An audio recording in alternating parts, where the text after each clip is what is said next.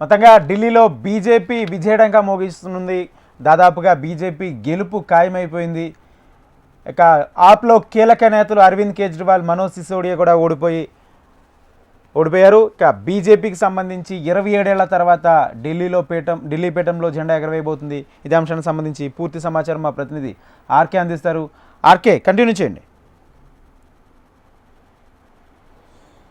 ఏదైతే ఢిల్లీ ప్రజలు మోడీని విశ్వాసంతో పాటు మోడీ ఏదైతే చెప్పాడో అది ఆయన పైన దేశ ప్రజలందరూ మోడీ నాయకత్వాన్ని కోరుకుంటున్నారు. అదేవిధంగా ఢిల్లీ ప్రజలు కూడా అవినీతి రహిత పాలన కోరుకున్నారు. ఏదైతే అవినీతి వ్యతిరేకంగా పుట్టిన పార్టీ అదే అవినీతిలో ఇరుక్కుపోవడంతో అవినీతి పార్టీని తిరస్కరించారని బీజేపీ నేతలు చెప్తున్నారు. అయితే ఎందుకో చాలా రాష్ట్రాల్లో కానీ చాలా ప్రాంతాల్లో కానీ ఏ పార్టీ అధినేతలు అయితే అవినీతి ఆరోపణలు ఎదుర్కొన్నారో వాళ్ళందరూ జైలుకి వెళ్ళొచ్చారు. జైల్లో ఉన్న తర్వాత మళ్ళీ అధికారంలోకి వచ్చిన తర్వాత ఎలక్షన్లో వాళ్ళు గెలిచి అధికారాన్ని చేపట్టారు. అయితే ఢిల్లీలో కేజ్రీవాల్ కూడా అవినీతి ఆరోపణలు ఎదుర్కొని జైలుకి వెళ్ళొచ్చారు.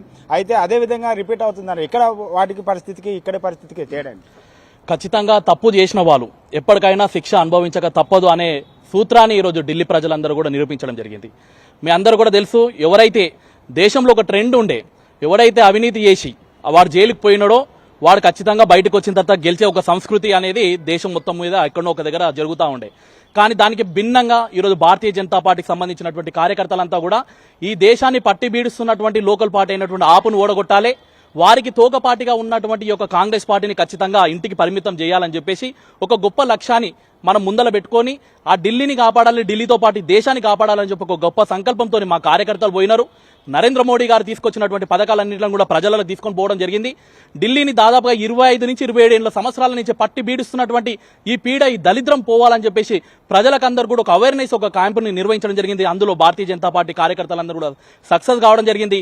అభివృద్ధి ఎవరైతే చేస్తున్నారో, ఈ దేశానికి ఎవరైతే ఉపయోగపడుతున్నారో, ఈ దేశం యొక్క హితాన్ని ఎవరైతే కోరుకుంటున్నారో అలాంటి పార్టీ భారతీయ జనతా పార్టీ, దాన్ని నడిపిస్తుంది నరేంద్ర మోడీ గారు. అలాంటి నరేంద్ర మోడీ గారికి ఈరోజు బ్రహ్మరథం పట్టినటువంటి సందర్భాన్ని ఈరోజు మేము గుర్తు చేస్తా ఉన్నాం.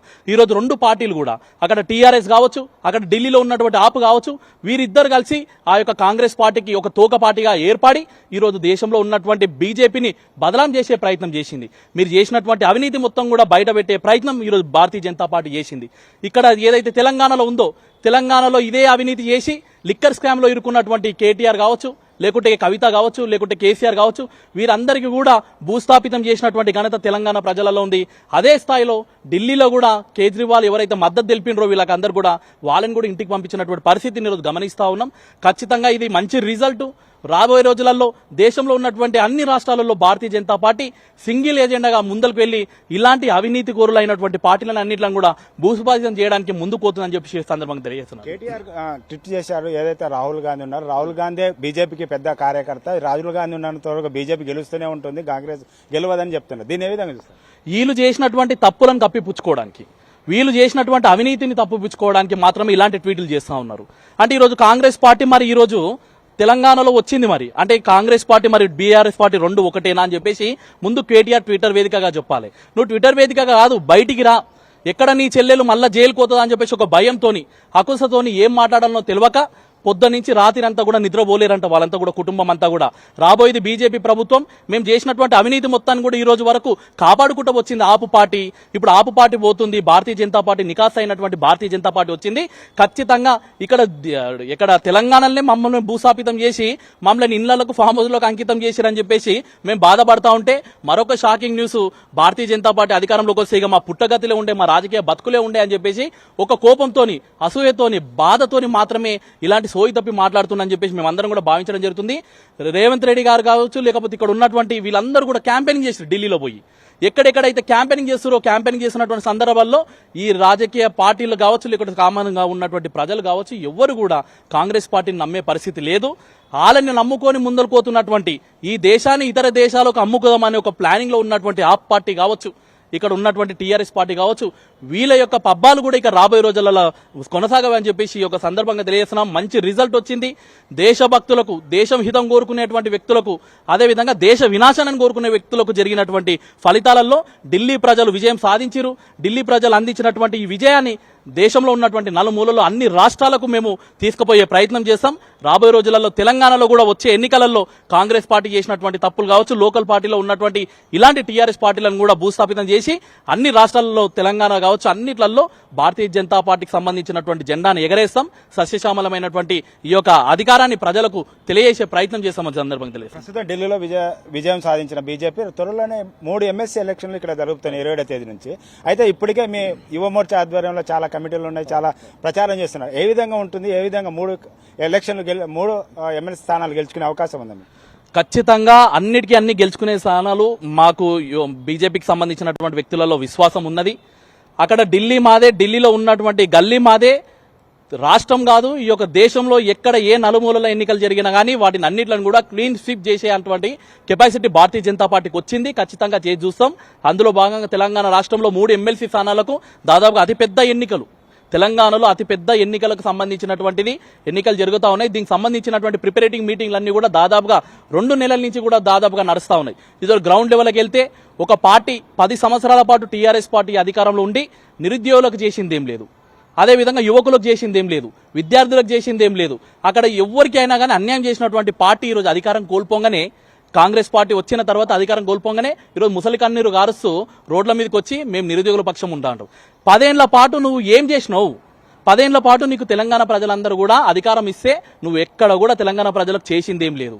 అదేవిధంగా వచ్చినటువంటి అధికారంలోకి రాగానే మేము 100 రోజులలో అందరికీ ఏదేదో చూపిస్తామని చెప్పేసి ఉన్నది లేనిది ఉన్నది చెప్పి అన్ని అబద్ధపు హామీలు ఇచ్చి మోసపోయినటువంటి తెలంగాణ ప్రజలందరూ కూడా ఈరోజు అవేర్నెస్ అవుతున్నారు.